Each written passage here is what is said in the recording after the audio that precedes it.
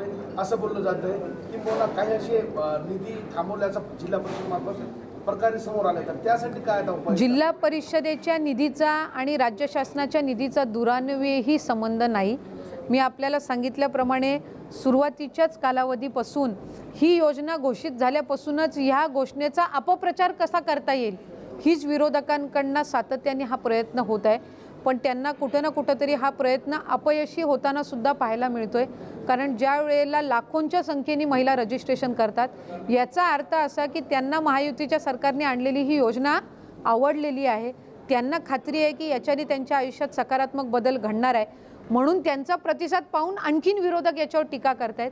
कुठल्याही दुसऱ्या विभागाच्या योजनेवर अजिबातही ह्याचे नकारात्मक पडसाद उमटले नाही। आपल्याला जर कदाचित माहिती असेल की मुख्यमंत्री माझी लाडकी बहीण या योजनेच्या व्यतिरिक्त मुख्यमंत्री अन्नपूर्णा योजना जिथं 3 मोफत सिलेंडर दिले जाणार आहेत ती अन्न व नागरी पुरवठा विभागाची योजना आहे। त्याचा GR काल परवाच निघाला। जर निधीची कमतरता असती किंवा त्यांच्यावर जर काही कट लागणार असता तर त्या योजनेचा GRच निघाला नसता। किंवा उच्च व तंत्र शिक्षण विभाग आणि कौशल्य विकास विभागाने योजना आणलेली आहे की 8 लाखापेक्षा कमी उत्पन्न असणाऱ्या मुलींच्या उच्च शिक्षणाची जबाबदारी शासनाने घेतलेली आहे, त्याला 2000 कोटीचा खर्च येणार आहे। त्या योजनेचा सुद्धा शासन निर्णय हा त्या विभागाने काढलेला आहे। त्याच्यामुळे प्रचलित असणाऱ्या चालू असणाऱ्या नवीन इतर विभागांच्या असणाऱ्या योजनांना कुठेही याच्यातून नकारात्मक पडसाद उमटणार नाहीत याची खात्री महायुतीच्या सरकारने केलेली आहे।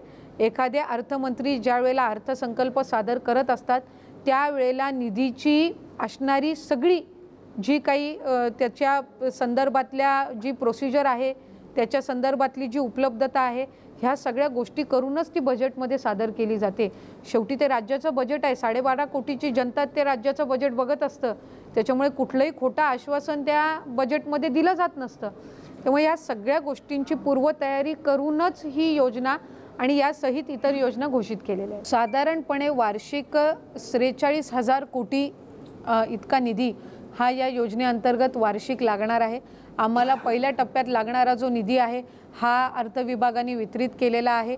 त्याच्यामुळे पहिल्या टप्प्याच्या या जे 17 तारखेला जो आमचं पहिलं DBT होणार आहे याचाही निधी आहे।